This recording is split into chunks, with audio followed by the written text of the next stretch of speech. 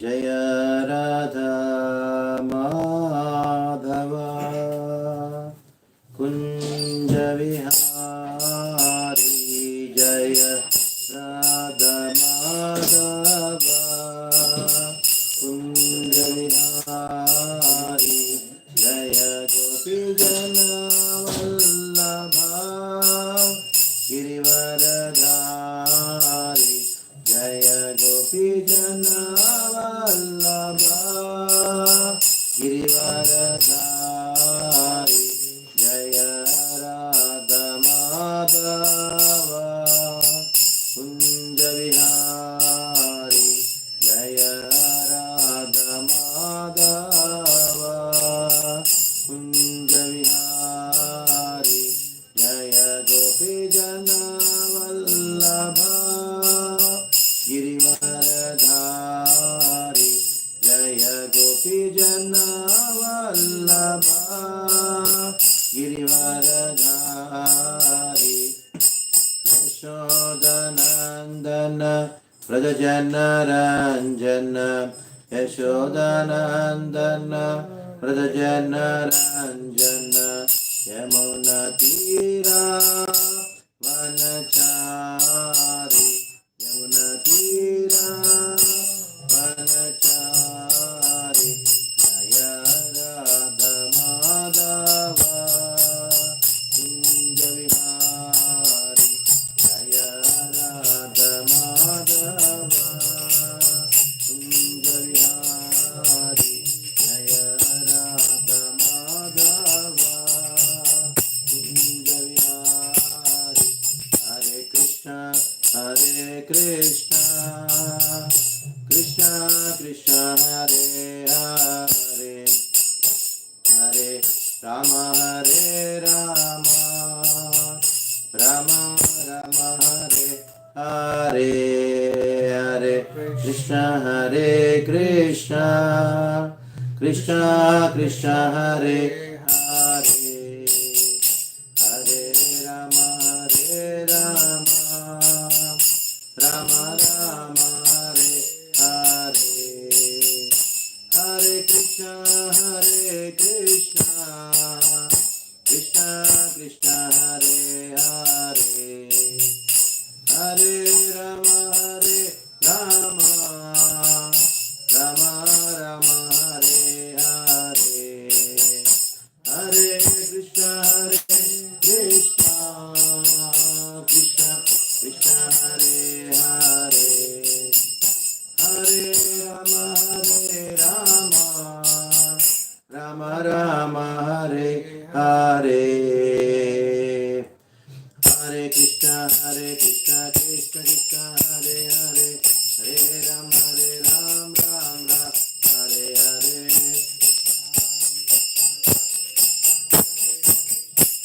Ram Hare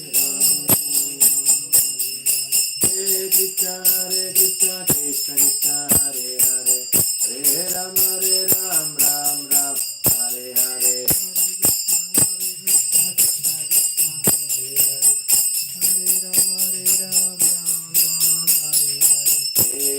Hare Krishna Krishna Krishna Hare Hare Hare Ram Ram Hare Hare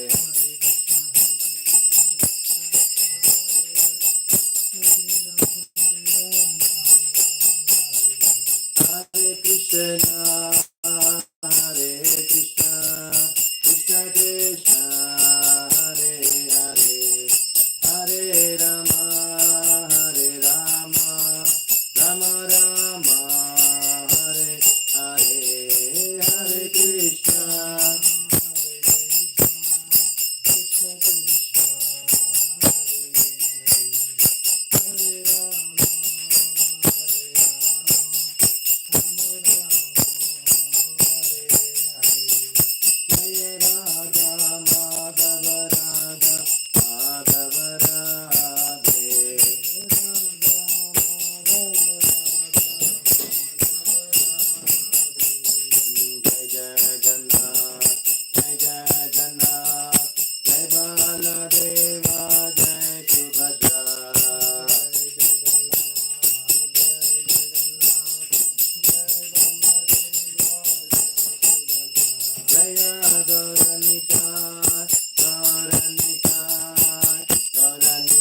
Jaya Gauranika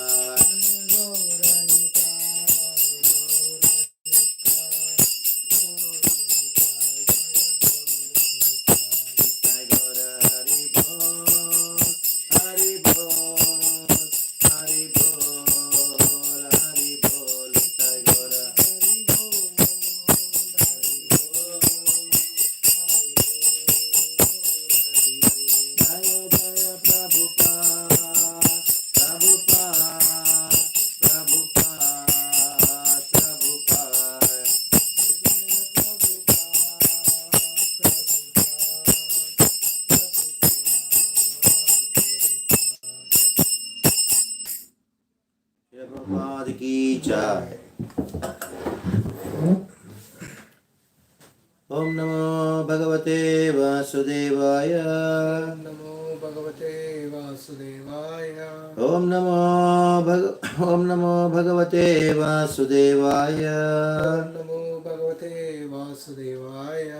नारायणं नमस्कृत्य नारायणं नमस्कृत्य नरं चैव नरोत्तमं नरं चैव नरोत्तमं देवीं सरस्वतीं व्यासं देवीं सरस्वतीं व्यासं ततो जयामुदीरये। ततो जयामुदीरये। नष्टप्रायेष भद्रेषु नष्टप्रायेषु अभद्रेषु नित्यं भागवत सेवया नित्यं भागवत सेवया भगवती उत्तमा श्लोके भगवती उत्तमा श्लोके भक्तिर्भवति नैष्ठिकी। भवति नैष्ठिकी। ॐ ज्ञातविरन्दस्य ज्ञानाञ्जनाशलाकया चक्षुरोन्मिलितं येन तस्मै श्रीगुरवे नमः। श्रीचैतन्यमनोभीष्टं स्थापितं येन भूतले स्वयं रूप तदा मह्यं ददाति स्वपदान्तिकं। वन्देऽहं श्रीगुरौ श्रीयुतापदकमलं श्रीगुरुन् वैष्णवांश्च श्रीरूपं साग्रजातं सहगणा रघुनाथान्वितं तं सजीवं साद्वैतं सावधूतं परिजनसहितं कृष्णचैतन्यदेवं श्रीराधा कृष्णपादान् सहगणा रघुनाथान्वितं तं सजीवं साद्वैतं सावधूतं परिजनसहितं कृष्णचैतन्यदेवं श्रीराधा कृष्णपादान् सहगणा ललिता श्रीविशाखान्वितांश्च। हे कृष्ण करुणा सिंधु दीनबंधो जगत्पते गोपेश गोपिका कांत राधा कांत नमोस्तुते। जयतां सुरतोर्पंगुर मामंद मतेर्गति मत्सर्वस्वापदाम्बोजो राधा मदन मोहनो दिव्य दृंदारण्यकल्पद्रुमादः श्रीमद्रत्नागार सिंहासनस्थौ श्रीमद्राधा श्रीलगोविन्ददेवो श्रीकृष्णालिविसेव्यमानोस्मरामि। जय श्री कृष्ण चैतन्य प्रभु नित्यानंद श्री अद्वैता गदाधर श्रीवासादि गौर भक्त वृंद। हरे कृष्णा कृष्णा कृष्णा हरे हरे हरे राम राम राम हरे हरे। हरे Krishna.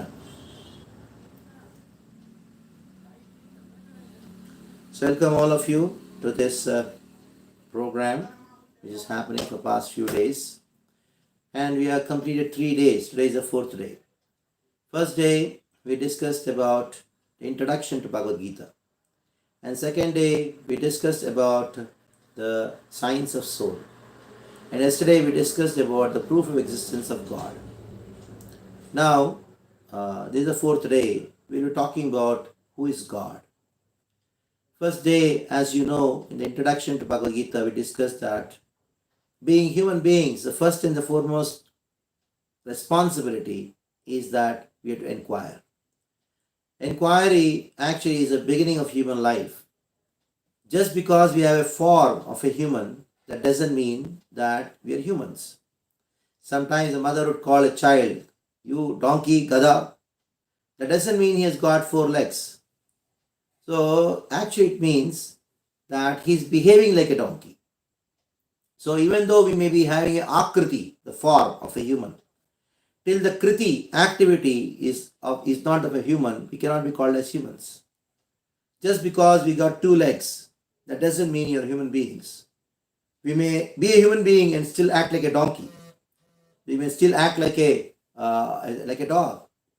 That is why I say, you're a dog, because his attitude is like that of a dog.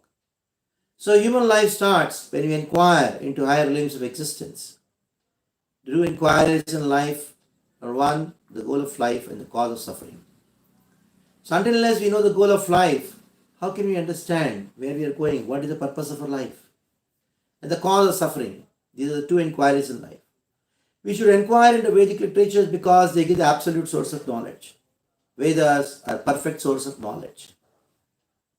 All the knowledge within the Vedic literatures are set in such a way or actually explained by Supreme Lord Himself. That is why there is no question of any fault in Vedic literatures. The knowledge in the Vedas are perfect. On the other hand, we have Vedic literatures only 6% left. So the entire Vedic literatures, only 6% are left, but still the most important part of the Vedic literatures are still left. That is Upanishads.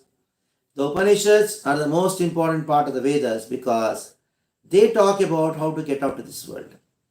In the Vedic literatures, there are two kinds of knowledge. One is how to live in this world, and the other one is how to get out of this world. So in the Upanishads, we have the knowledge of how to get out of this world. And that is why Upanishads are the most important part of the Veda. And the essence of all the Upanishads is the Bhagavad-Gita. And we have five subject matters in Bhagavad-Gita. The first subject matter is God, Ishvara. Second is Jiva. The third is Ishvara Jiva Prakriti, material nature. The fourth one is Kala, time. And the fifth one is Karma. Now, day before yesterday, we discussed about the soul and then understood how soul is distinct from the body and the presence of the soul in the body which is making all the bodily functions possible. All the bodily functions are possible because of the unseen soul which is there in the body, and it is making all the functions of the body possible. Soul. We discussed about the proof of existence of soul. And while discussing about the proof of existence of soul, we discussed 5 points. Number 1 is logic. Just common sense. Anybody with common sense can understand that there is something called soul, because when somebody dies, we say such and such a person passed away. What is the meaning of passed away? Passed away means he is not here, he is somewhere else. So somebody who has left the body, we say left the body. Who left the body? There's somebody who is living in the body can leave the body. Somebody who is living in the house can leave the house. So it is actually this body what you are seeing, it is actually a house for the soul. I am living in the house, I am not the house. I am living in the body, I am not the body. The body is actually always dead. It seems to be alive just because we are, the soul is within the body. And what happens at the time of death? The soul leaves the body and goes to another body, but is engaged in a subtle body. And goes on, transmigration goes on from one body to another body. And one sentence which you remember in life, that is a solution to all the problems in this world. You name a problem, it has got its solution in this just one sentence. I am not this body, I am spirit soul. Soul is beyond all material designations. The soul is neither man nor woman. The soul at present may be living in a man's body, like I am a man, but actually I am a soul living in a man's body. At present I am living in a man's body, and you are somebody may be in a woman's body, but it's only a body. Like if you are driving a Maruti car, that doesn't make you a Maruti. You are a driver sitting in the Maruti car. The same way, I am living in a Gujarati's body, or a body born in Gujarat. I am not a Gujarati. The soul is neither Gujarati nor Punjabi. It is beyond all designations. And yesterday we learnt about the proof of existence of God. But before we started with atheism and theism. Atheism, theism, it is only just a dubious word, that's all. These two are dubious words. Atheism, somebody may say, oh, God is not there. Somebody may say God is there. Just because somebody says God is there, somebody says God is not there, it doesn't make any difference to God. Somebody says I believe in God, somebody says I don't believe in God, it doesn't make any difference to God. God is beyond all kind of your belief. It is only your belief, that's all. The faith or the truth is different thing. Now, yesterday we discussed that atheism, though it is there right from the dawn of creation, but it has taken the support of modern science to profess atheism. The atheistic people take support of the modern science to establish the existence, to prove the existence of God. Yesterday we took the same science and then proved that how God exists. Even great scientists like Newton, he also proved to his friend. He also proved to his friend who was atheist.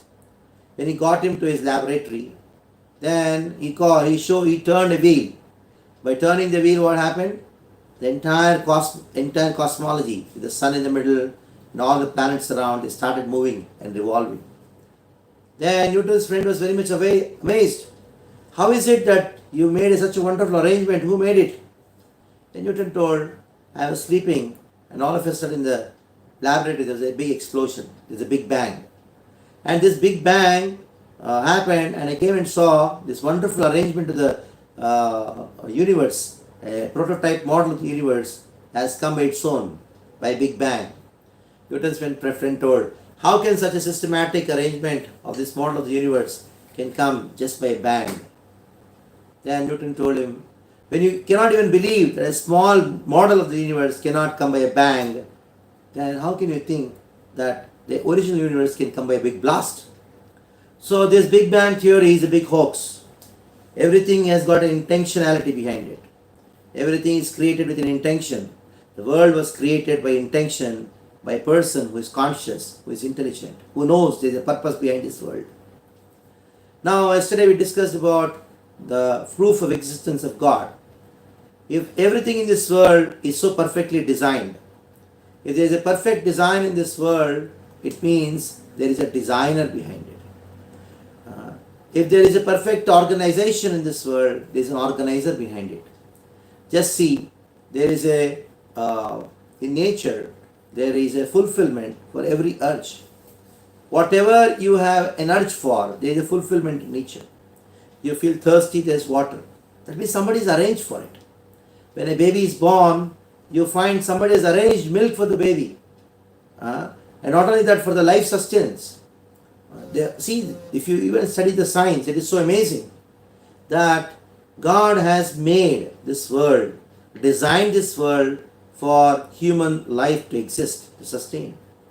It has been said that even the sun would be little bit closer, maybe a few meters closer to the earth would burn. We could not sustain, life cannot sustain on earth. That is what the scientists say. Just imagine how nicely there is an arrangement for the lives to sustain. And yesterday we discussed about the enormous expansion of water. The water is heaviest at 4 degrees centigrade.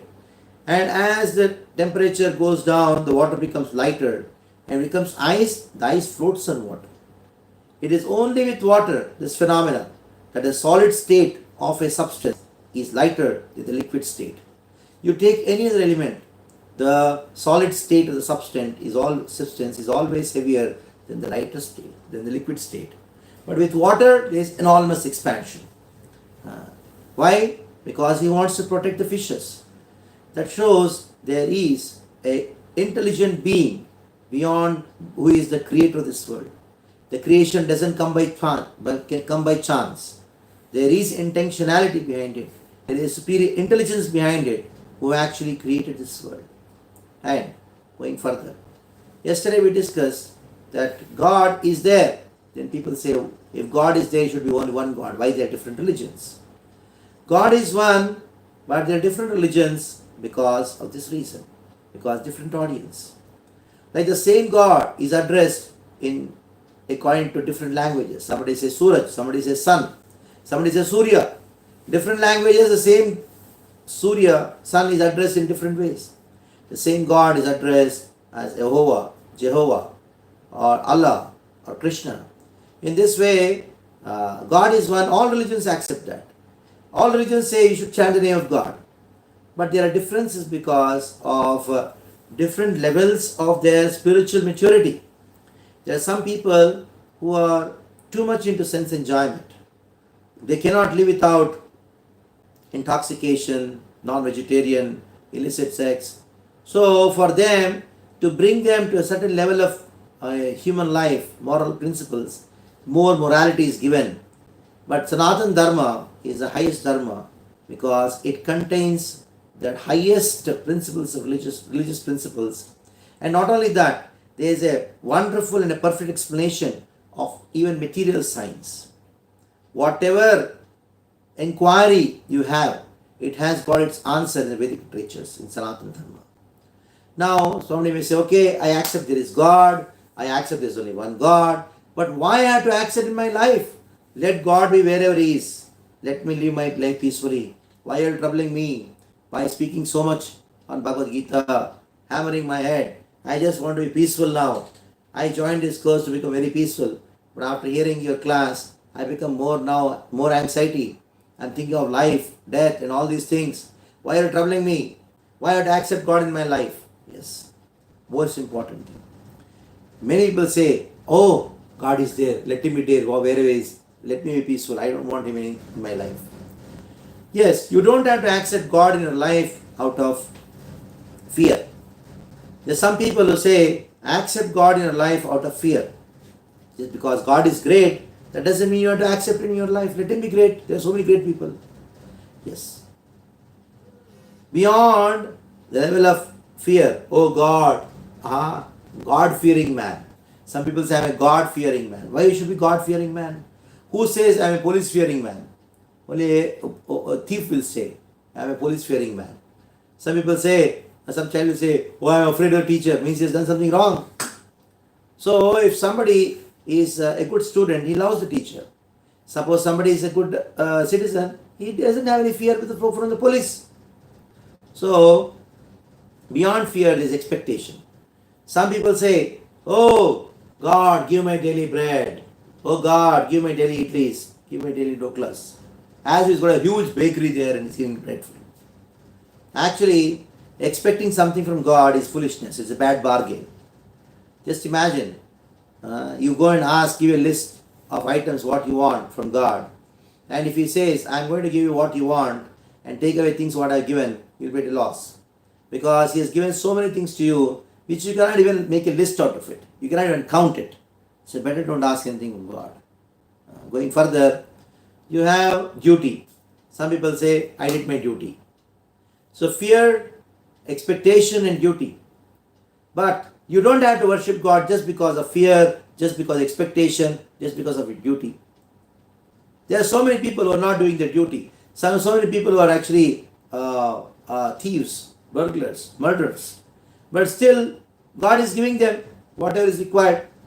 He's giving air, food, everything. Now, beyond these things, there's one reason for which we all have to accept God in our life. What is that one reason for which we have to accept God in our life? It is one thing, it is love. This love is something which only God can give and nobody can give. Others may give you for some time, but you'll not be satisfied with that. Yesterday, if you remember, we discussed one story that how a small boy, he loves his mother so much, but as the time goes by, he loves his father. As the time goes by, he loves his friends. As the time goes by, he loves his girlfriend, and then the wife, and then he loves his children. And ultimately, he lands up in loving it all. If you see in the story what we discussed yesterday, there was a tendency constantly within him. What is the tendency? The tendency is to love. He loved somebody or the other in his life. Actually, we are living because we are having love for someone, or at least we are expecting that somebody would love us. So there is an expectation of love from somebody. That is why we are living. Love and life are together. Love means life, life means love. If you feel that there is nobody to love in my life, At that time you feel, want to end my life. That is why people commit suicide. Why most of the people commit suicide? Because they feel that they lost their love in their life. When the girlfriend gets married to somebody else, he feels, tere bina kya jeena. But just think, this pyar, this love is something so strong. But the problem is, we are loving a wrong person. That is why somebody says, I love you, I cannot live without you, and they give up their house, and then they get married, only to get divorced after 6 months. What happened? Earlier they said, tere bina kya jeena. Now after some time they are saying, tere saath kya jeena. So what happened? You thought the other person loves you, but nobody can love you. There is only one person who can fill your hearts, which is longing for love. That is God. And that is the reason we have to accept God in our life. Otherwise, your life will be a vacuum. In spite of all the things, there will be only suffering. That is why even Bible says God is all love. And that love is called Sanatan Dharma. Love and service go together. So Sanatan Dharma means the eternal love and service to the Supreme Lord. That is called Sanatan Dharma. Sanatan Dharma, Sanatana means eternal. And eternal religion is the religion of the soul. What is the religion of the soul? The soul is eternal. The religion of the soul is to love and serve God. Yesterday we discussed up to this point. Now when somebody says, if I had to love and serve God, then I should know who is God. If I don't know who is God, and how can I love and serve God?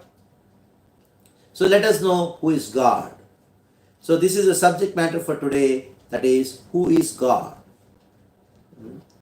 Now, we all know there is one famous definition of God. Generator, G, operator, O for operator, and D for destroyer. That is how the Upanishads, they define God. Eto ya imani bhutani jayante yena jatani jivanti yat pralyante visham vishanti tad brahma tad jignasasvat. So this is the definition of God. Yato va imani bhutani jayante. From where everything comes from. Janmadhyasyataha. Atato brahma jigyasa janma adiyasyataha. By whom all the creation happens. By whom all the maintenance is happening. Yena bhuta, yena jatani jivanti. After being born, they are maintained by him. And yet pralyanti, when everything is destroyed, into whom everything enters. So destroyer, generator, operator, and destroyer. So janmadhyasyataha, this is the definition of God. Now if you say sarva karana karanam, God in general terms is defined as the cause of all causes. Sarva karana karanam. Everything in this world has a cause, and everything every cause has an effect, and every effect in turn becomes a cause for something else. In this way, the cause and effect theory goes on. Like if you see in your house, you have a fan rotating. Why the fan is rotating? Because of electricity. Why the electricity is there? There may be a huge turbine. The turbine is rotating because of the flow of river. River is flowing because there is rains. Rain is there because of sun. You go on asking what is the cause of it, cause of it, cause of it. Then ultimately you land up into one cause, who is the cause of all causes. That's God. Like if I ask you who is your father, you say, oh, he's my father. Where did he come from? He came from his father. Oh, where did he come from? From his father. Where did he come from? His father. You go on asking, you land up into one person who is the father of everyone, who is the father of all fathers. And that person is God. That is cause of all causes. Sometimes people say, if God created everything, who created God? It is a wrong question, because by definition, God is causeless cause of all causes. भगवान वो कारण है जिनका कोई कारण नहीं है, वो सारे कारणों का कारण है. He is the cause of all causes. What kind of cause? Causeless cause. He is anadir. He doesn't have an adi. But he is adi. He is the beginning for everything. Ishvara Paramaha Krishna Satchidananda Vigraha. Anadiradir Govinda Sarvakarana Karanam. Anadir, he doesn't have any beginning. Adir, he is the beginning. Sarvakarana Karanam, he is the cause of all causes. In this way, you have the preliminary definition of God. We say supreme. What does it mean, supreme? He is the cause of everything. This is the preliminary definition of God. There are some people who say that no. We have a cause which is ad infinitum. There's one person who actually wrote one book, and he said, where did life come from? That was the book which he had he had written. He got a Nobel Prize for it, I suppose. Then he had written a huge book. At the end, he concluded that life came from another planet, this planet. Some other planet came to this planet. Then after some time, a small bird asked question, where did life come from to that planet? He'll write another book saying that at the end, concluding, life came to that planet from some other planet. What is this? Just I don't know. So you cannot just go on ad infinitum. There must be a cause for all causes. There is a supreme cause for all causes. Causeless cause of all causes. That person is God. That is how God is defined. And this definition is only a preliminary definition of God. Now there are so many concepts about God. Some people say God is everywhere. Number one. Number two, people say God is there in everybody's heart.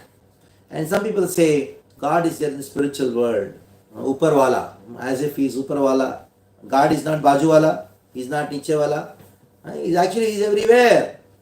So some people say God is everywhere. Some people say God is in everybody's heart. And some people say God is in the spiritual world. In Goloka, in Vaikunta. So now let us try to understand that how all the three are perfect. At the same time, God is everywhere. At the same time, God is in everybody's heart. At the same time, in the spiritual world. For that, we have a small analogy. If you see, earlier there were steam engines for the train. If you want to see train is coming, you could only see smoke. If you see a train from far, you could only see smoke. But when it comes near, you can see there's something very like a snake kind of thing, very long. And when it comes near, you find, oh, it has got engine, it has got many bogies, there are compartments, and there are seats, there are first class, second class, AC, all these things. Variety you can see. In the same way, when some people perceive God from very far, they just perceive the energy of God. That is called Brahman. And this Brahman is the energy of God which is pervading everywhere. Like sun is at one place, but it is spreading its heat and light everywhere. The fire is at one place, but it is spreading its heat and light everywhere. In the same way, God is at one place and spreading heat and light everywhere. In the form of his energy. So, the presence of God everywhere can be felt in the form of his energy. And that understanding of God being everywhere is called Brahman. Brahman, Krishna, God, he is present everywhere in the form of Brahman. That is how when you say God is everywhere, you are referring to whom? You are referring to the all-pervading aspect, the energy aspect of the Supreme Lord. Like Ekadesha Sitasyagne Vistarini Sarvatoyata Aishwaryad Rupamekamcha Suryavat Bodhiyate. Now, if you see, sun has a form, but the sunshine doesn't have any form. In the same way, when some people say God doesn't have any form, they're actually referring to the energy of God. Like I say, I lifted this smartphone with my energy. Now, I lifted it through my energy. You can see me, I have form, but my energy doesn't have any form. In the same way, God is energetic and he has energies. As much as I have a form and my energy doesn't have any form, as much as the tube light has a form, the bulb has a form, but the light doesn't have any form. In the same way, God has a very beautiful form, but the energies emanating from Him, which are all pervading, which is technically known as Brahman, that doesn't have any form. So when we say God doesn't have any form, we are actually referring to the all-pervading aspect of the Supreme Lord. The all-pervading aspect of the Supreme Lord called Brahman. So this Brahman is the energy of the Supreme Lord. It is a effulgence coming from the Supreme Lord, which is effulgence coming from Bhagavan, which is spread everywhere. So when some people say God is everywhere, they are referring to the Brahman, the all-pervading aspect of the Lord. At the same time, God is everywhere in everybody's heart also. The feature of the absolute truth, who is in everybody's heart, that feature of the absolute truth is called Paramatma. That feature of the absolute truth, who is all pervading, is called Brahman. So we discussed three things. God is everywhere, and God is in everybody's heart, and God is in the spiritual world. That God, absolute truth, who is all pervading, is called Brahman, and He doesn't have any form. And that feature of the absolute truth is in everybody's heart, is known as Paramatma. And this Paramatma is in everybody's heart, and He has a form. Now, how do you explain Paramatma? We compared the sunshine to with Brahman, and if you take 100 pots of water, keep it under the sun, and you can see in each pot of water there is a reflection of sun. The same way, as many living entities are there in this world, there is a reflection of the Supreme Lord in everybody's heart. And that reflection of Supreme Lord in everybody's heart is called Paramatma. So Paramatma feature of the absolute truth is the localized aspect of the absolute truth in everybody's heart. Now the all-pervading feature of the absolute truth is Brahman, and the localized aspect of the absolute truth in everybody's heart is known as Paramatma. And this Paramatma is there in everybody's heart. Upadrashta, Anumanta, Varta, Bhokta, Maheshwara. Krishna says in Bhagavad-Gita, I am that Paramatma in everybody's heart as Upadrashta, overseeing, Anumanta, permitter, Upadrashta, Anumanta, Varta, protector. In this way, the Paramatma feature is there in everybody's heart. Now, beyond this all-pervading feature, the absolute truth, and which is Brahman, and beyond this Brahman, there is Paramatma, who is there in everybody's heart. There is one feature of the absolute truth called Bhagavan. Bhagavan is the form of the Lord, or the absolute truth, who is a person, who is there in the spiritual world. Bhagavan is in the spiritual world, and his localized aspect as Paramatma is in everybody's heart, and his energy, that is Brahman, is all pervading. This Bhagavan is the last word in the absolute truth. Vadanti tat tattvavidas tattvam jnanamadvayam brahmeti bhagavaneti paramatmeti shabdati. Brahmeti, the absolute truth, is addressed as Brahman, the all-pervading feature of absolute truth. So God is everywhere in the form of His energy. Paramatma is in everybody's heart, and Bhagavan is there in the spiritual world. But among the three, the most important is the Bhagavan aspect, because it is the Bhagavan who is manifesting as Paramatma. He is compared with Sun God. Sun God, sun's reflection in every pot of water, and sun rays. In this way, Brahman, Paramatma, Bhagavan can be compared to Sun God, who is a person, and Bhagavan can be compared to Sun God. And the reflection of sun in every pot of water can be compared to Paramatma, who is in everybody's heart, and the all-pervading feature of the absolute truth, Brahman, is there, is compared to the sunshine. In this way, we have perfect understanding of Brahman, Paramatma, Bhagavan. Now, here some people say, does God have form or not? God has form. How does He have form? As Bhagavan, He has form. But His energy, as Brahman, He doesn't have any form. So, when people say God doesn't have any form, they are referring to the all-pervading aspect of the absolute truth. But that is a limited understanding of God. complete understanding of the absolute truth means to know Brahman, Paramatma, Bhagavan. Just by knowing Brahman, it is only giving an incomplete understanding of the absolute truth.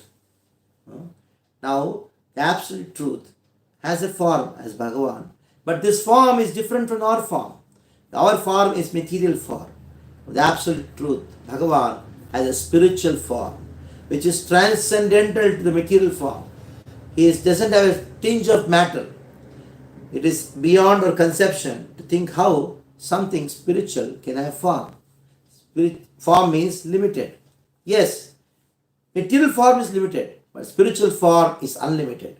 Unlimited form is also there, that is spiritual form, as Bhagavan is got unlimited form. Okay, now since Brahman, Paramatma, Bhagavan, we discussed, and Bhagavan is the source of Paramatma, is the source of Brahman, as much as the sun god is the source of the reflection as well as the sunshine. So sun god is the source of everything. In this way, Bhagavan is the source of Paramatma and Brahman. Now, we'll discuss about the absolute definition of the word Bhagavan. We discussed the preliminary definition of God. Now, the final definition of God is to know God as Bhagavan. And what is the meaning of the word Bhagavan? How the word Bhagavan has been defined? We use this word in India. Bhagavan jante, Bhagavan jante. If you go and ask what is the definition of the word Bhagavan, they don't know. Bhagavan. Bhag means opulences. Bhag means qualities. Van means one who possesses. One who possesses 6 qualities in full, he is known as Bhagavan. The first quality is beauty. One who is all beautiful. Nobody is as beautiful as him. Nobody is more beautiful than him. Number 2, one who is all rich. He has all the riches. Nobody is as rich as him. Nobody is more richer than him. All wealth. And the third quality is that he is all famous. Nobody is as famous as him and nobody is more famous than him. Then one who is all knowledgeable. That means nobody is as knowledgeable as him and nobody is more knowledgeable than him. And he is all powerful. He is having all the power. Nobody is as powerful as him. Nobody is more powerful than him. Tat samaha abhikaschata drishyate. And the 6th quality is renunciation. He is all renounced. Nobody is as renounced as him and nobody is more renounced than him. In this way, whoever possesses the 6 qualities in full, incomplete, that person can be called as Bhagavan. Bhagwan. One who has got these 6 qualities in full, incomplete, that person can only be called as Bhagavan. Now here, these are all the qualities. Here we'll take a small understanding. Whoever has these qualities has a personality. And whoever has a personality is a person. Actually, person is recognized by his personality, and the personality is made up of qualities. The more you have these 6 qualities, the more better is your personality and more better you're a person. That is why we have this personality development. Of course, people have a wrong understanding of what a personality is. But the Vedic literatures, they give a perfect understanding of what personality is. Now, anybody who has these 6 qualities, he has a personality. Personality is made up of qualities. And a person is recognized by personality, and a personality is made up of qualities. So a person is recognized by qualities. We say he's a beautiful person, he's a rich person. Means a person or his personality is recognized, is made up of qualities. That means whoever has these 6 qualities, that means he is a person. He has a personality. That means he is a person. If God has these 6 qualities, that means he has a personality. That means he's a person. God, as much as you are a person, as much as I am a person, your friend is a person, your mother is a person, your father is a person, your son is a person, your wife is a person, husband is a person. In this way, God is also a person. He is not impersonal. A person is made up of emotions. And God, being a supreme person, he is having supreme emotions. He's an emotional person. Akila Rasamrita Murti. God is not just some dead stone. He's not some wood. He listens to you. He wants to speak to you. He wants you to speak to him. He wants to dance with you. He wants to play with you. He's such a person. He's an emotional person. Actually, if you bring all the emotions and put it one place, he's God. Akila Rasamrita Murti. He is a person. And some people can come to the temple and stand in front of the Lord and close their eyes. They fold their hand, close their eyes. Just imagine, somebody comes to meet you from far, very far. And then as soon as they come, they close their eyes, float their arms. And then pray to you. What is this? Why close your eyes after coming to see God? They say all the way I come to see God, and they come in front of the temple, and they, as soon as they come in front of God, they close their eyes. What is this? Because the impersonal understanding of God. Your friend comes to see you from long distance. Actually, as soon as he comes, you should say, hey, how are you? Fine. Some reciprocation should be there. So, God is one who is full of emotions. Actually, whatever emotions we have it because God has it in original form. Bhagavan has his emotions in its complete form. You name emotion, what we experience. In us, it is present in a perverted form. But the same emotions, what we experience, they are present in God, in Bhagavan, in a perfect way. They are all present in a perfect way. And that is how God is supreme person. He is an emotional person. Like to give you a small example. We all want to play with friends. Why we have this emotion, desire to play with friends? Because originally there is a desire in the Supreme Lord to play with his friends. And we have an emotion, we want to dance, we want to listen to some music and dance. It is there because originally this is there in God. Your anger, we have this anger. Why? Because this emotion is perfectly present in God, whereas when it comes to us, it is imperfectly or pervertedly manifest in us. Now, I still remember, when we were very small, very young, we just even maybe first standard, second standard or so. We used to go to somebody's house. Lot of mango trees were there. And we used to throw stones and then collect mangoes from others, steal some mangoes from the other house and bring them. And it so happened, the other house old lady would shout at us, and we could collect as much of mangoes as possible. We should run, because even though we have plenty of mangoes in our house, but the mangoes stolen from somebody's house and eating the stolen mangoes, oh, some special fun is there. Now tell me, where did the children get this kind of tendency that to enjoy eating stolen mangoes in spite of mangoes rotting in their house? Plenty of mangoes are there, but the taste in stolen mangoes is something special. Why? Because stealing and eating originally is in absolute truth. This emotion, experience of this emotion of stealing somebody else's house butter and then eating, that is there in absolute truth. And that is why we also have this as a reflection. Because this material world is a reflection of the spiritual world.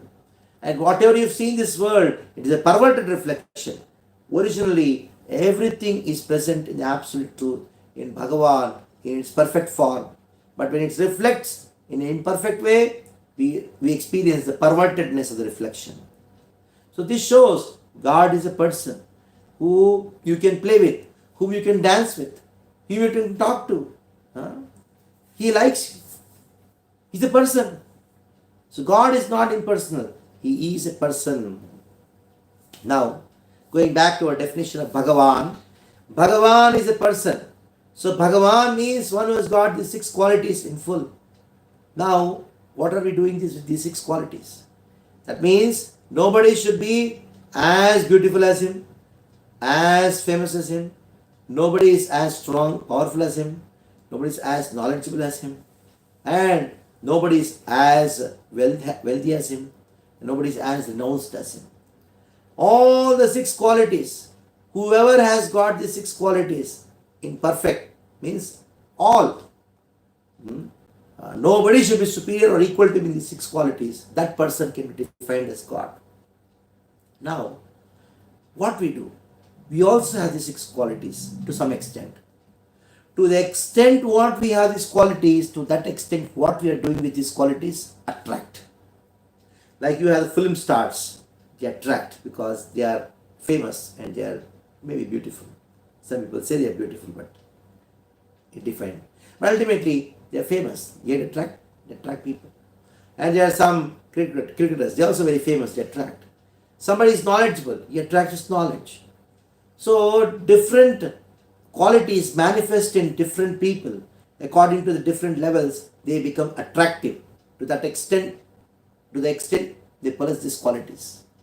So these qualities inherently they possess the capacity to attract. This much beauty, then this much attractive. More beautiful, more attractive. If God is all attractive, why?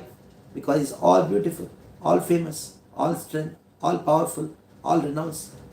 He has got these 6 qualities in full. That is why He is all attractive. The definition of Bhagavan is one who has got these 6 qualities in full. And anybody who has got these 6 qualities in full, he is all attractive.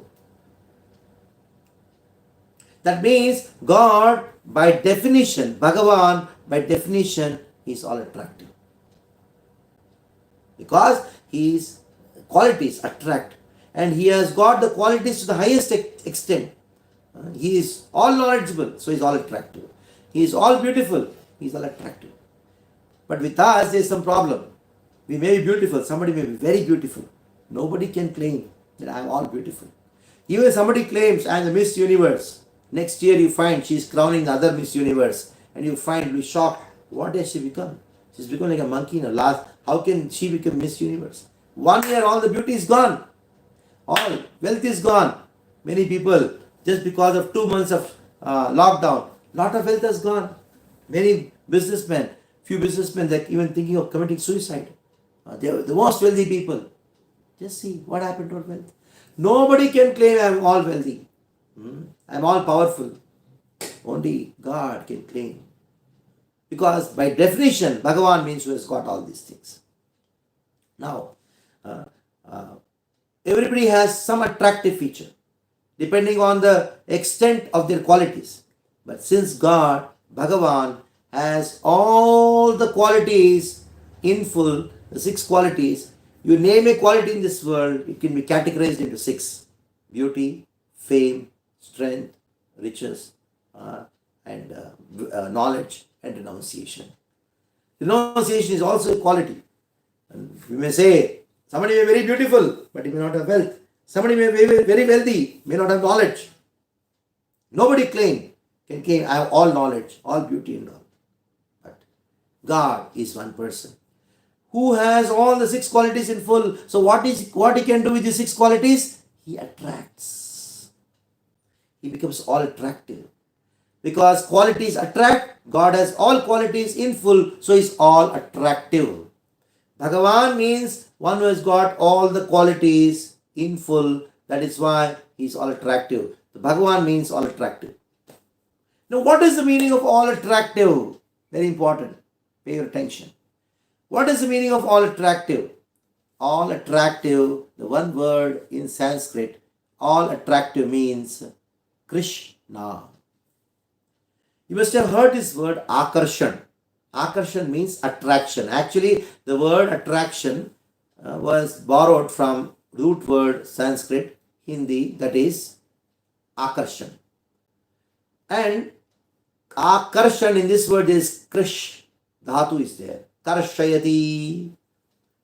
One who attracts. Karshayati means one who attracts. So Krishna means one who attracts. How much attractive is he? He's all attractive. So if Bhagavan, he means one who has 6 qualities in full. If he has got 6 qualities in full, he is all attractive. Then all attractive means Krishna. Then who is Bhagavan? Who is Bhagavan? Krishna. Krishnastu Bhagavan Swayam. Srimad Bhagavatam clearly says that Indriyar Vyakulam Lokam Rudanti Yuge Yuge Etejam Sakalapumsan Krishnastu Bhagavan Swayam. The word Bhagavan can be used only for Krishna. Because by definition, it is not by speculation. By definition, Bhagavan means all attractive. All attractive means Krishna. So Bhagavan means Krishna. That is why in every page of Bhagavad-Gita, Krishna says, Bhagavan, Sri Bhagavan Vacha. Bhagavad-Gita is spoken by Bhagavan. We know he is spoken by Krishna. So who is Bhagavan? Krishna is Bhagavan. Brahma says, Brahma Samhita, Ishvara Parama Krishna Sachidananda Vigraha. He says, Ishvara Parama Krishna, Govinda Purusham Tamam Bhajami. So throughout the scriptures, Adyecha, Madhyecha, Antyecha, Sarvatra Harer Giyate. Everywhere there is only glories of Hari described. Bhagavan, Krishnastu Bhagavan same. Arjuna, after hearing the Chatushloki Bhagavad Gita, he accepted Param Brahma Parandama Pavitram Param Bhavan. And Arjuna was the first person to hear Bhagavad Gita, and after hearing, he accepted Krishna as Supreme Lord and surrendered to Krishna. Krishna says in Bhagavad Gita, Sarvadharman Parityaja Mamekam Sharan Vraja. You surrender to me because I am the Supreme Lord. I am Aham Bija Pradapitaha. Krishna says, I am the seed-giving father to the entire world, entire existence. And he says, Mama Yonir Mahat Brahma Tasmin Garbham Damyam Mata Pita Mata Data Pitamaha. Many places, unlimited places in all the Vedic literatures, Bhagavad Gita, the Bhagavatam, everywhere Krishna has been described or established as the absolute truth. He is Bhagavan, he is the source of Paramatma, and he is source of Brahman. Brahmano Pratishtam, Amritasya Cha Vyeshita, Shashvatasya Janmasya, Sukasya Kantisya Cha. So Krishna says in the Bhagavad Gita, I am the person who is establishing his Brahman, Brahmano Pratishtam. And he says that Sarvasya Cha Aham Hridhi Sannivishtaha, it is me who is there in everybody's heart as Paramatma. So, Krishna has been established as the Supreme Personality of Godhead. Let us cross-check whether Krishna is God or not. Because by definition, Bhagavan means one who is all beautiful. Let us see if Krishna is all beautiful or not. His beauty is unparalleled. Just see in this world, people, to become beautiful, what all they do? What all they do to attract with their beauty? They go to beauty parlor and they make a mess of their own life, their own beauty. By going to beauty parlor, beautiful girls to go into the beauty parlor and come out like putanas and tatakas. The description is there, tataka's description, putana description. They exactly go, nice, beautiful girls, they go inside beauty parlor and come out like putanas. So, beauty of Krishna is so much just by looking at him. All the gopis, they say, oh Brahma, you don't know how to create this world. Because you created the winking of the eyelids. We want to cut our eyelids and throw it away to drink the beauty of Krishna. Just Krishna plays the flute. And millions of gopis are run towards him. They love him. They're totally attracted. Gopi means what? Go is eyes. P means drink. So one who drinks the beauty of Krishna to the eyes, that is called Gopi. She is called Gopi. So anybody who drinks the beauty of Krishna to the eyes is Gopi. So much attractive Krishna is that his beauty, Kandarpa Koti Kamaniya Vishesha Soma. You keep all the beauty at one place, it is Kamadev, love, God of love. And Krishna's beauty is so much, Kandarpa Koti Kamaniya Vishesha Soma. He has millions of cupids put together. That is the beauty of Krishna. He was at the time of Kurukshetra, there was more than 100 years, but still his beauty is unparalleled. It's called Sham Sundar. He is Madana Mohan. He attracts even the Cupid. Everybody is getting attracted to the Cupid. Now Cupid is attracted by Krishna. Cupid is attracted towards Krishna. So this is the speciality of Krishna, Krishna's beauty. And his opulence, his wealth. 16,108 queens of Dwaraka Everybody had a separate palace, separate maid servants, everything separate. You cannot manage one wife. One wife desired. Krishna perfectly could satisfy 16,108 wives. That's God. One who is all beautiful and is all rich. At the same time, he is all knowledgeable. Just see. He spoke the Bhagavad-Gita 5,000 years back till we are studying it. Intelligent people are studying the Bhagavad-Gita. Now, yesterday's newspaper, you throw it in kachara. So many books were written, all are gone. Who cares about it after 1 year? It may become the best seller for some time. After some time, gone. Who cares for those books? But Bhagavad Gita, even till today, people are studying. Krishna spoke the Bhagavad Gita, perfect knowledge. Where so many books are written, but every book published, as soon as they're published, somebody writes something against it, showing some flaws. Till date, nobody has shown even a single point which is wrong in Bhagavad Gita. Perfect knowledge. Krishna says in the Bhagavad Gita, Vedam saviditani vartamanani charjuna bhavishyami cha bhutani mam tu vedana kaschana. Krishna says, I know the past, present and future of everyone.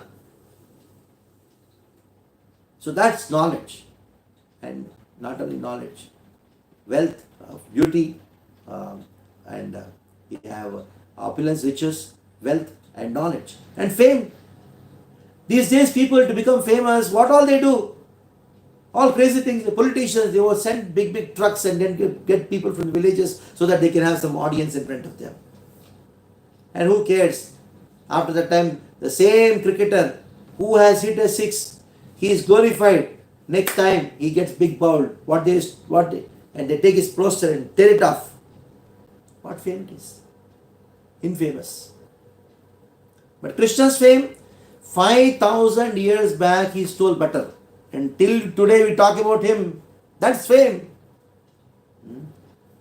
That is fame. Everybody is talking about it. He is famous as Makkanchor.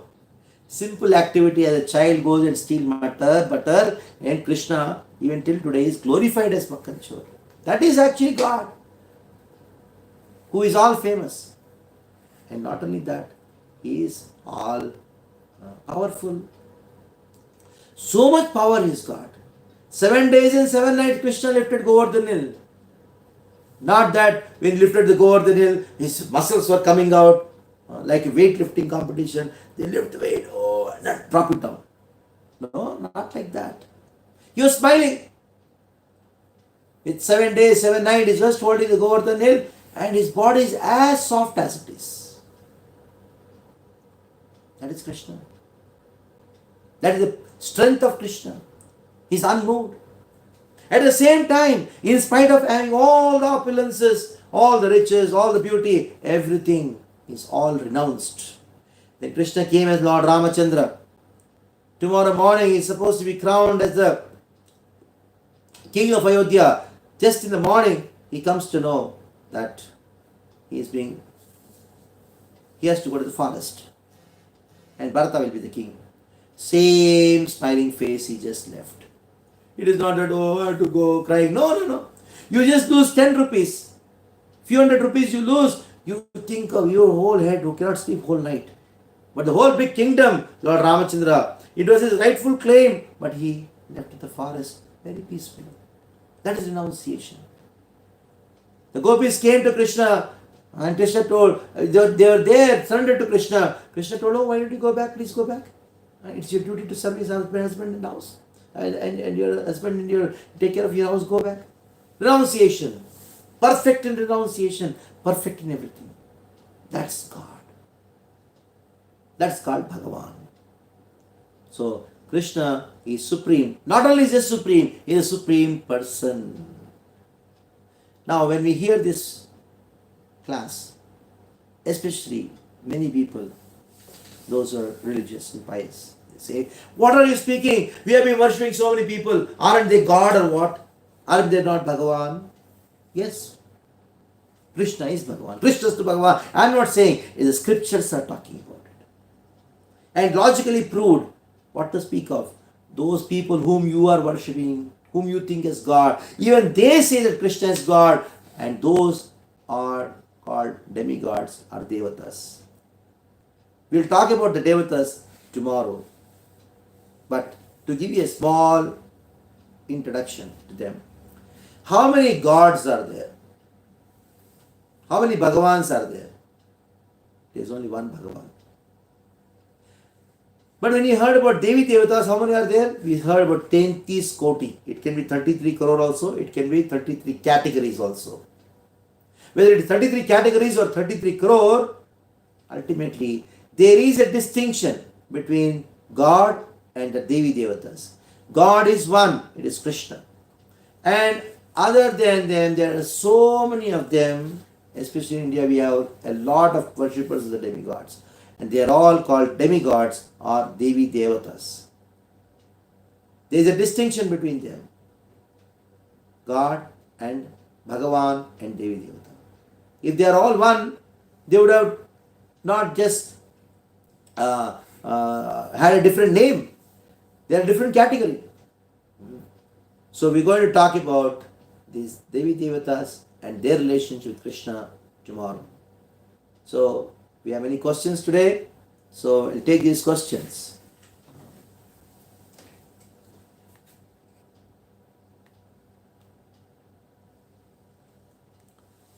Okay. Moksha means soul being merged with the super soul. Then is it possible to attain the condition while person is still alive? Now, it is a wrong understanding. Moksha means to merge in the super soul. Atma Paramatma may lead. It never happens. Atma is always an individual and Paramatma is always an individual. Moksha means Moksham Vikshang Vishnu Angri Labham. Moksha means you go from this material world. We are at present staying in the material world. And you go from the material world, go to the spiritual world. And you go to the spiritual world and serve the Lord there in a spiritual body. Now we are serving, those who are doing devotees are serving the material body. So after attaining moksha, that means after going to the spiritual world, and there you still exist and serve the Supreme Lord in a spiritual body. So this is called moksha. Yes. Yasya Hare Dasya Karmana Manasagira Nikilasu Vipustasu Jivan Muktasya Uchyate. Yes, you can be a Jivan Mukta. When if you are serving Krishna 24 hours a day with body, mind and speech, you are not affected by any of the material afflictions, and you're completely engrossed, your mind is totally engrossed in serving Krishna 24 hours a day, and that is called the stage of Jivan Mukta. You can be liberated even you are alive, and that is called Jivan Mukta. And Mukti doesn't mean merging. If Mukti is merging, there cannot be any situation called Jivan Mukta, because you need to you need to die to attain liberation. Meaning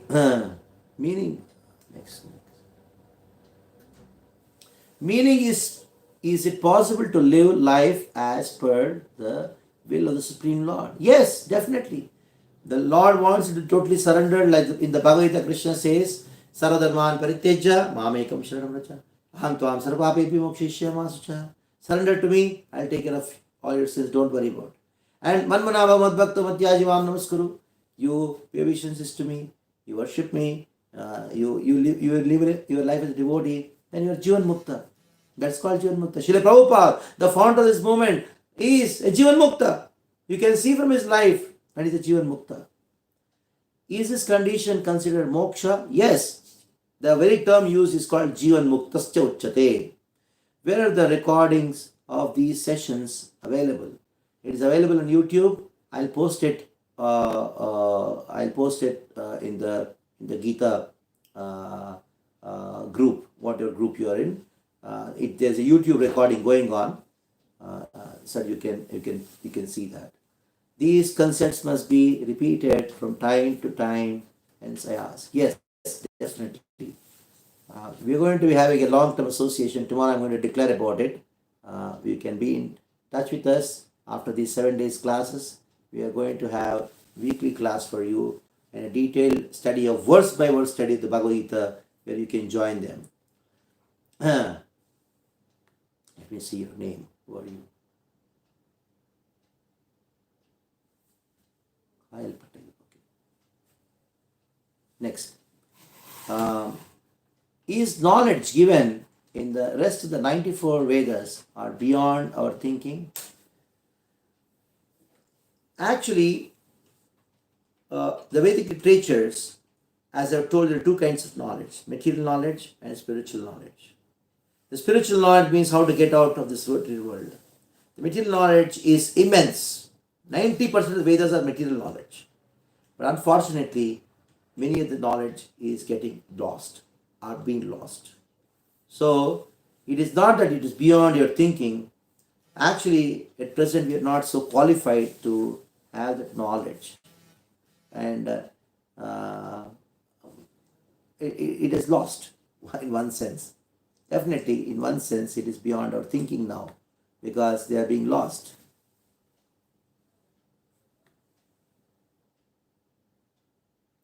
What is absolute truth? Absolute truth means one who exists in all three phases of time: the past, present, and future. Now, in this world, our body doesn't exist. It is now there.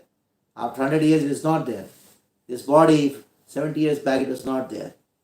It means what? It is not truth. Absolute truth, Satyam, Param, who is, no truth is beyond him. That is called absolute truth.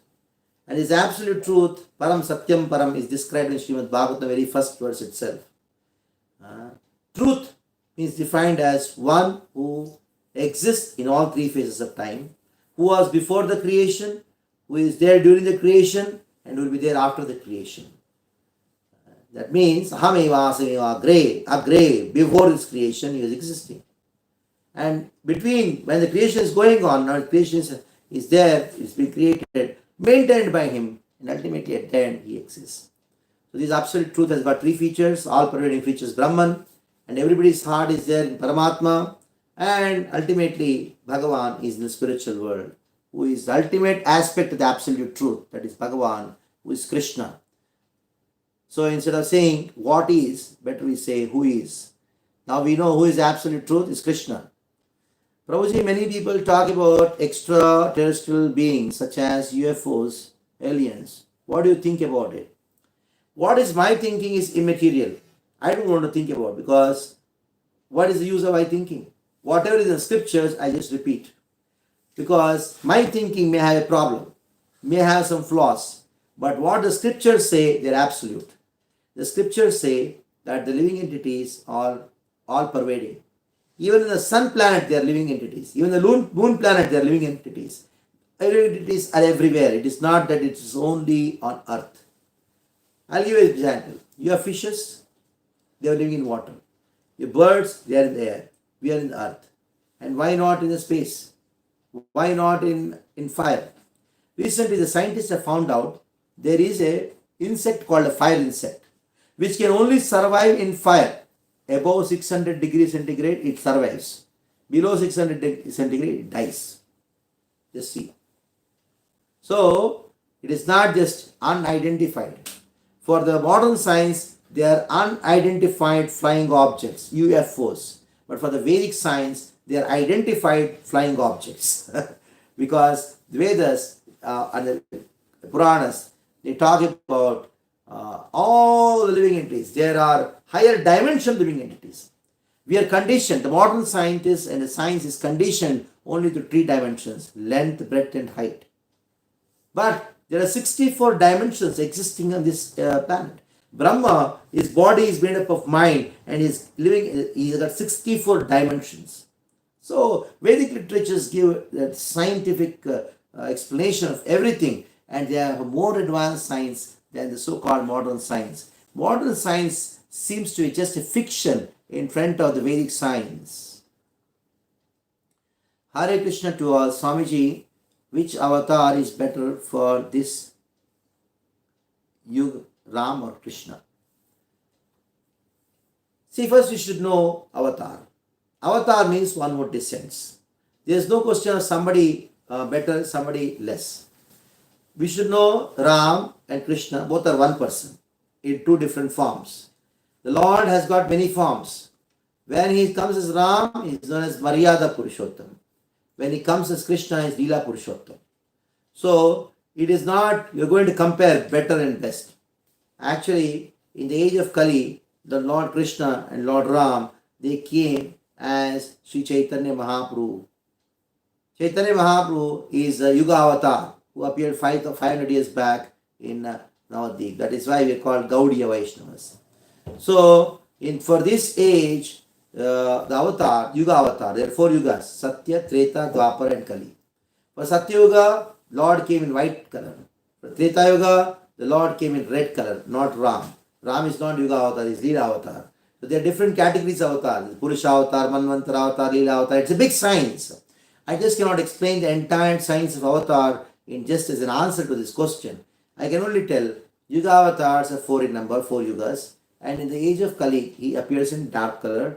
In the age of Dwapara, he appears in dark color. In the age of Kali, he came in yellow color or golden yellow color, molten golden color. That is Chaitanya Mahaprabhu. And what did Chaitanya Mahaprabhu say? Worship Ram and Krishna, and he gave the Hare Krishna Mahamantra. So you don't have to compare. You want to learn how to live a good life in this world, you learn from Ram. And if you want to know how to get out of the world, you learn from Krishna through the Bhagavad-Gita. Okay, next. Hare Krishna Swamiji, as avatar is with you. Okay. If Atma is covered by mind, intelligence and false ego, is the Paramatma also affected by this? Prabhuji, can you explain absolute truth? I have not to understand. No. It is Paramatma is not covered. Paramatma is like an observer. He arranges the transfer of the soul from one body to another body. So in this way, he is not covered. So I have already explained what is absolute truth, and his absolute truth is Krishna. So if a person has all the... 1 minute, just I'll come back to... After this question, I'll come back to you. So if a person has all the quality, and if he has false ego, then he is not qualified to be the Bhagavan. Does Bhagavan have false ego, being the possessor of such envious qualities from a human perspective? He doesn't have false ego. Why? Because he's totally renounced. Among the 6 qualities, one of the qualities is renunciation. That is why he doesn't have any false ego. False ego, we have it. That is why we are bound by it. Bhagavan doesn't have any false ego. Yes, I don't know your name, but you say RM is there. Okay, please. Okay, please. Yeah, please. Yeah.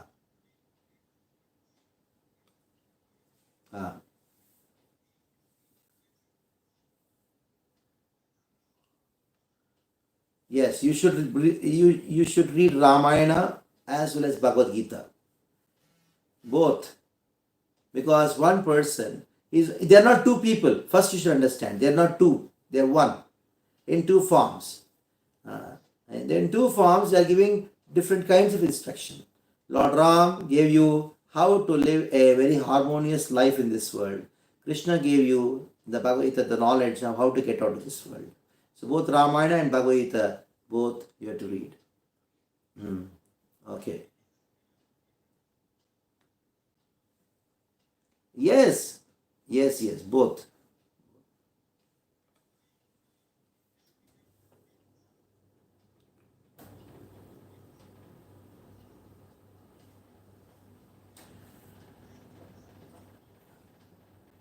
Because the Lord has different forms, because there are different devotees. For Hanuman, he is Lord Ram. For Arjuna, he is Krishna.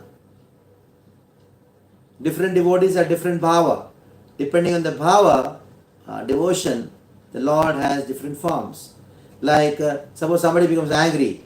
Bhava of anger, the form will become red in color.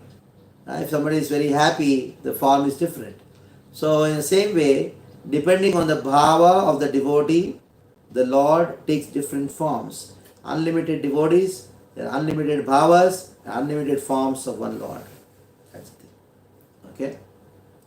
Okay, next we have a question. So, does God have false ego? That I have understood. So we get attractions towards Lord. Is attraction a good thing? That is the thing. That is the goal of life. The goal of life is to get attracted to Krishna.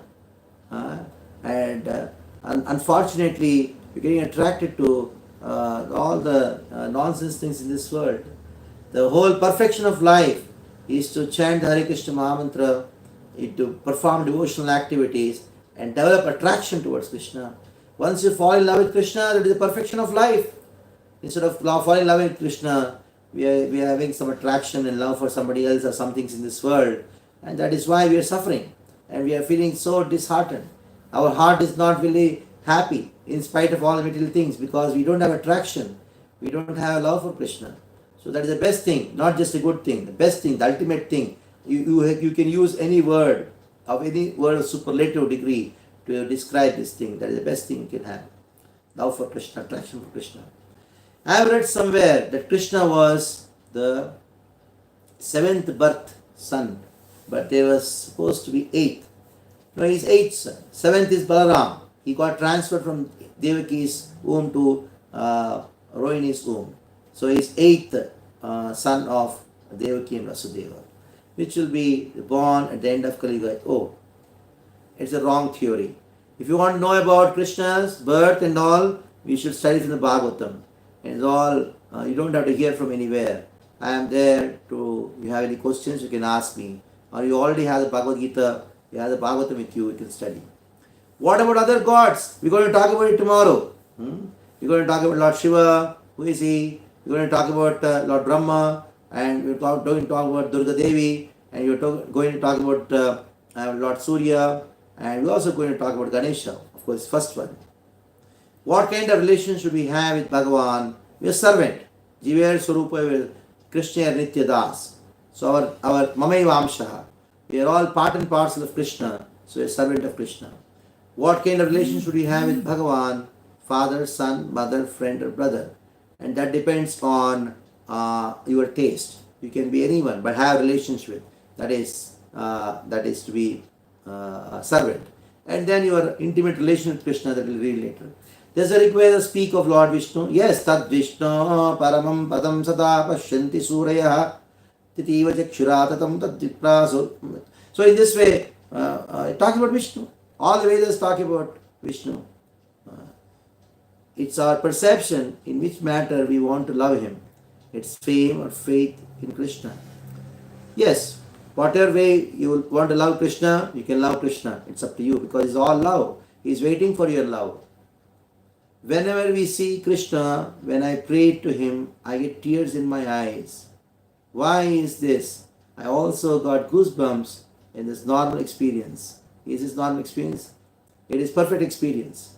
Continue this same experiences. Continue praying to Krishna, continue chanting the name of Krishna, whether you get these experiences or don't get these experiences. These experiences are there because Krishna is reciprocating with you. Even though if he doesn't reciprocate, these experiences don't come. We continue our duty. We are not interested in these experiences. We are interested in serving Krishna and chanting the names of Krishna. 33 crore. Yeah, some people say 33 crore. No problem. Koti means crore. 13th is Koti. Koti is also category. Kaun si Koti ka hai? There are 33 categories. Both are perfect. No problem. What we should picturize when we remember Krishna, like if we can picture our dad as we have seen him. So there are descriptions of Krishna, like you have seen. If you go to ISKCON.com site or Krishna.com, you'll find unlimited pictures of Krishna. So you can have Krishna with a cow, Krishna holding a Gordhan, and Krishna is Radharani, Krishna is Yashoda, and any of the pictures what you like, you can take those pictures and then hear about Krishna. Moksha means nirvana state. Nirvana is a Buddhistic concept and it is somewhat similar to moksha, but actually not the moksha what we talk about. Sri Krishna is incarnation of Vishnu, so why Sri Krishna, not Vishnu, is called Bhagavan? Vishnu is Bhagavan, Krishna is Bhagavan. Actually, I'll tell you a small example. Vishnu is a Tattva. Vishnu, there are actually three Vishnus. Karanadaksha Vishnu, Garbhodaksha Vishnu, Kshirodaksha Vishnu. These three Vishnus are all expansions of Krishna. Sometimes people say Vishnu came as Krishna, Vishnu came as Ram. Actually, it's wrong.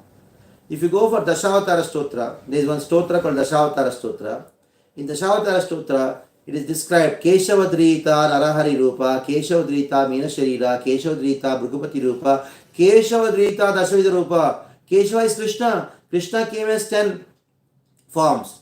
And in the 10 incarnations, Krishna's name is not there. Because Krishna is not an incarnation. He is the source of all incarnations.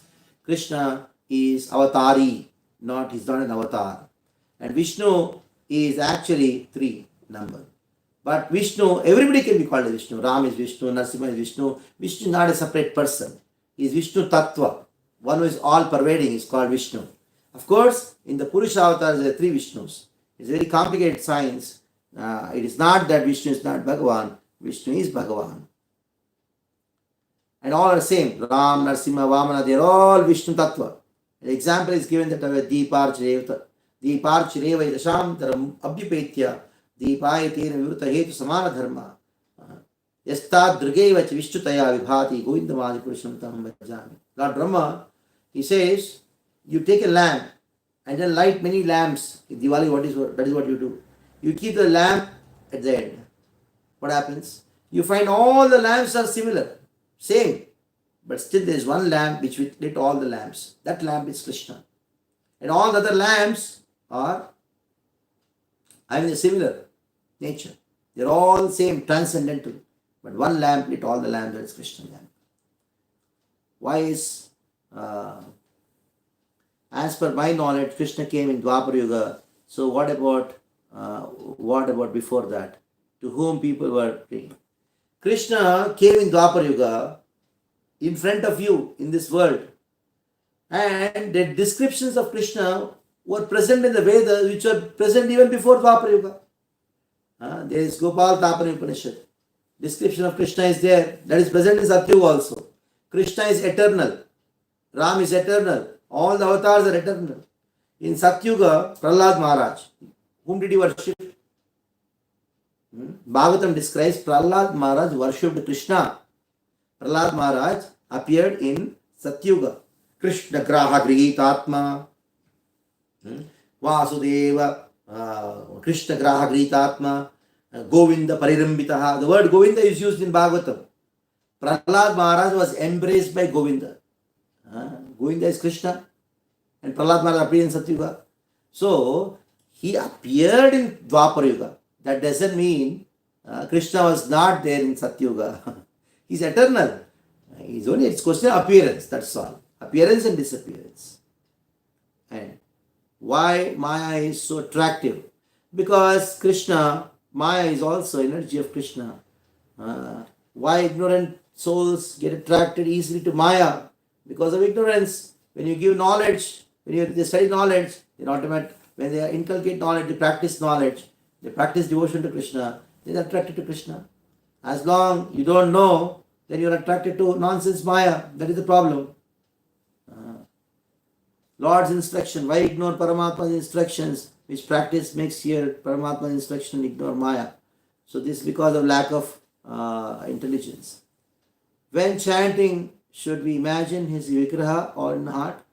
While chanting, just hear what you are chanting. Just hear, that's all. You chant, automatically the form will be relieved. You should concentrate on the sound rather than the form. And for the sound of Hare Krishna Mahamantra, automatically this will be revealed. So, Kinjal Joshi, I am just 20 years. Fine, no problem. Spirituality is beyond age. You can continue your Krishna consciousness and inquiry. Thank you very much for asking nice questions. We'll meet tomorrow. We'll discuss about Krishna and connection with other demigods. Oh, you have a question, so you can ask. One minute, quickly. 1 minute. Okay. Please, if you have a question, you can ask.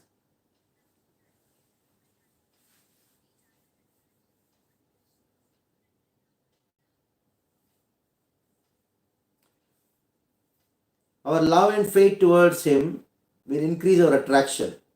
Definitely, by chanting, by practicing a process of Krishna consciousness, we develop our love and attraction towards Him.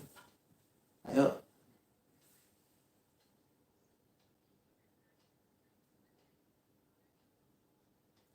We mistaken Krishna. When you get attracted to somebody, you mistake him or her for Krishna. And after some time, oh, he or she is not Krishna, then you reject and try to find somebody. Till the time we get attracted to Krishna, we'll be getting attracted to so many people in this world. Actually, we're trying to find Krishna in the person, and later on we come to know he's not Krishna, she's not Krishna. Then you reject. That's what is happening. Oh, some faith means on whom are you having faith? Faith in itself is just a quality. Now, on whom are you reposing your faith on? If you are investing your faith in Krishna, then Krishna reciprocates with all love. And if you are investing your faith in Maya, then you will be cheated. Because Maya cheats and Krishna loves. So it is up to us whom we want to invest our faith in. If you invest your faith in Maya, you will be cheated. And that is what is happening in this world. Everybody is being cheated because they are investing their faith in Maya.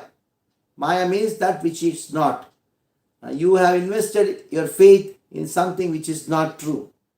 So that is why illusion. Ya. Ma means that which is, ya means not.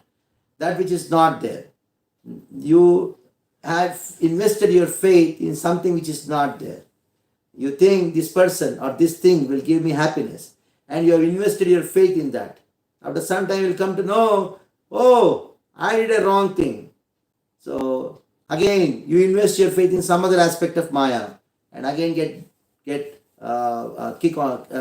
kicked. Until unless you invest your faith in Krishna and start practicing Krishna consciousness and get reciprocation from Krishna, you'll never be happy. That's a fact. Okay, we stop here. Thank you very much. Hare Krishna. Tomorrow we'll meet at 8:15.